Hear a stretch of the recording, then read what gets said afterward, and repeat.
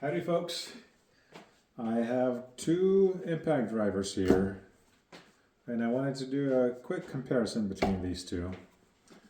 So number one is the M18 Fuel. It's the traditional type of impact driver. Its model number is 2853. And the second one is the M18 Fuel SURGE. The model number is 2761, also known as Gen 2 M18 Surge. So this one I've been using for quite a while. This one I just got. And before buying this one, I bought it with my own money. I looked at a lot of reviews online, and my challenge was those reviews was that I feel like a lot of the reviews weren't providing information that is applicable to a DIY-er. You're just like normal use. A lot of them would use like forged batteries or high output batteries, and I personally don't use forged batteries with a drill or impact driver. I think that's too much weight and bulky, and makes them so much less maneuverable. I like small batteries with drills and impact drivers. So here we are. I have 2 amp hour batteries on each one. These are new batteries, fully charged. And again, so this impact driver I've had here for several years now, and I've done a lot of work with it, a lot of structural framing, building a shed, a lot of random repairs. And the Surge is brand new. So when I was looking at those reviews, I felt like something was missing. They weren't catering to a DIYer, I would say. So here's my take on what I think might be a helpful comparison for DIYers or people who just do normal work, not running around with a 6 amp hour forged battery on their impact driver. They prefer something more compact. And so for the material here, I have an older piece of plywood from my old house that I've renovated significantly, and solid lumber underneath. For the fasteners, I have 2 types here. I have just a normal countersink 2-inch construction screw, and I have 2.5-inch. So this one is number 8, by the way, and I have number 10 wafer head 2.5-inch screws. So they're different.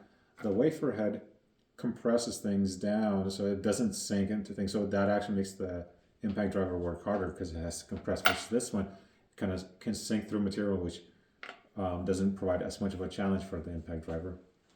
So I'm just going to compare these two, and hopefully this comparison will be useful for someone.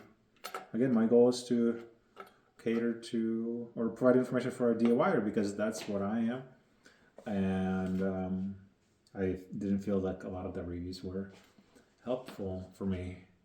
So I'll start with the traditional M18 Fuel. Again, this is model 2853.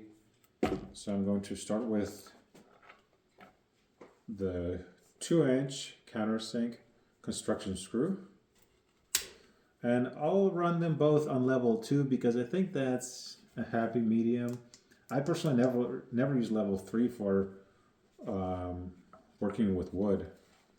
Mostly I use level 1, but I'll just do level 2 just for fun.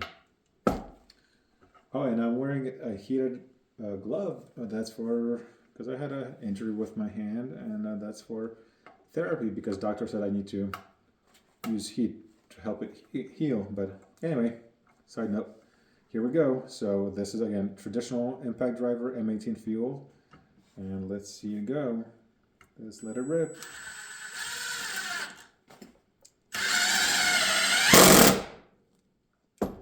It's a lot of noise.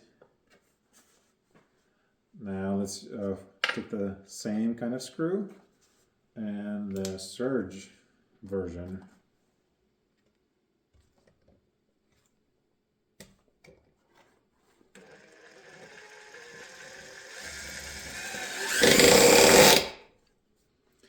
would say the Surge relatively makes very little noise, just way less noise.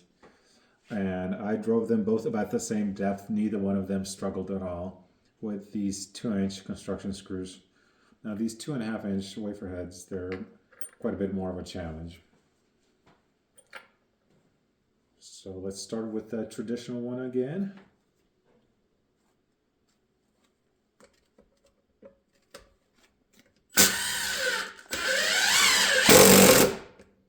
So there's the traditional one.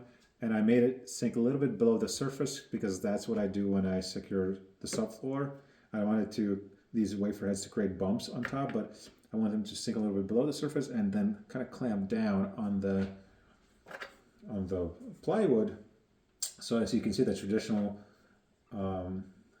impact driver on level 2 handle that pretty easy, but it does generate a lot of noise. Now let's do the Surge, same thing.